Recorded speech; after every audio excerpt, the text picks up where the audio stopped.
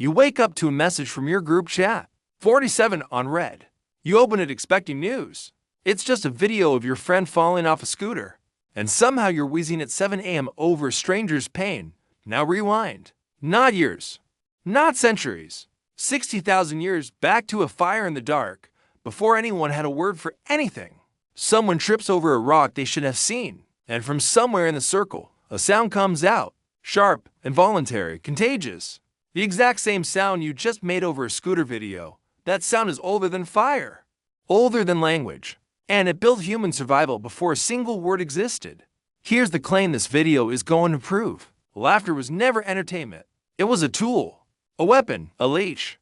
And somewhere along the way, it left behind the oldest written joke in human history. A joke so crude it will make you laugh at how little we've changed. Chimpanzees laugh when they're tickled. Rats laugh too, and a pitch to high for a human ear to catch. Laughter isn't something humans invented. It's something we inherited and then weaponized. A psychologist named Robert Provine spent years hiding in malls and parking lots, recording thousands of real laughs. He found something almost nobody expects. Only 15% of laughter followed an actual joke. The other 85% followed completely ordinary sentences, like "I'll see you later" or "Is that your car?" Laughter was never really about jokes. It was about connection, and it still is. An anthropologist named Robin Dunbar figured out why that connection mattered so much. Apes bond through grooming, picking through fur for hours, one-on-one. It works, but it doesn't scale. You cannot groom 30 people in a single day and still find dinner. Dunbar's theory is that laughter replaced grooming. One laugh at the right moment could bond an entire group at once.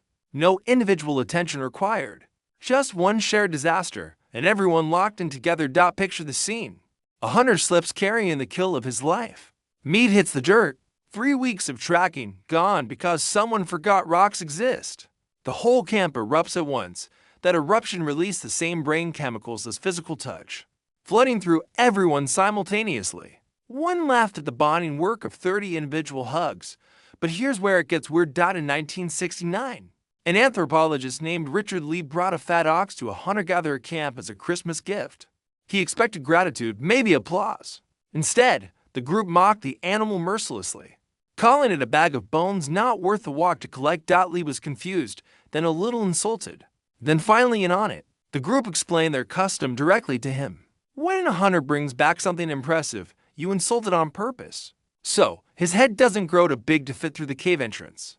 They call this practice insulting the meat. Every great hunter, generation after generation, got the exact same treatment. No exceptions. This wasn't cruelty. It was maintenance. Let one hunter start believing he was better than everyone else, and a group of 30 people could tear itself apart within a season. So, the tribe built a pressure valve. And that valve was humor.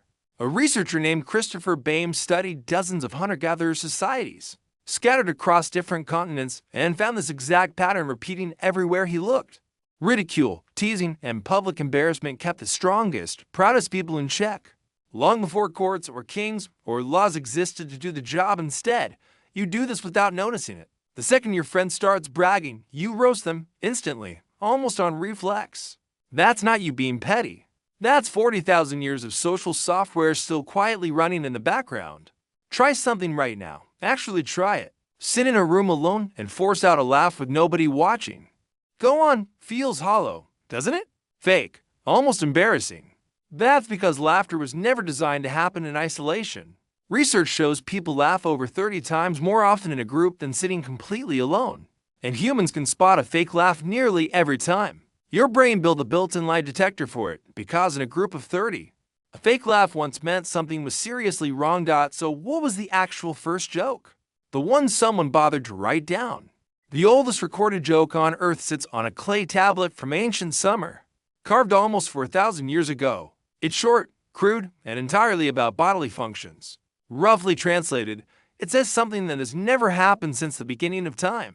A young woman did not release gas while sitting in her husband's lap. That's it. That's the joke humanity decided was worth preserving in clay for 4,000 years. Not wisdom. Not poetry. Not a single clever insight about the universe. A fart joke. And honestly, that tracks perfectly. The oldest cave paintings show hunting scenes. The oldest written sentence humans left behind is toilet humor. Some things about us were never going to evolve. Every time you laugh at a friend's terrible decision tonight, you're doing something genuinely ancient. You're running the same social machinery that held groups of 30 people together for tens of thousands of years, long before anyone learned to write, and apparently, exactly what they used writing for once they finally could. So next time someone roasts your cooking, your outfit, or your painfully bad parking, don't take it personally. Take it as proof you belong to the group. Somewhere, a caveman just got told his ox was worthless, and he laughed harder than anyone.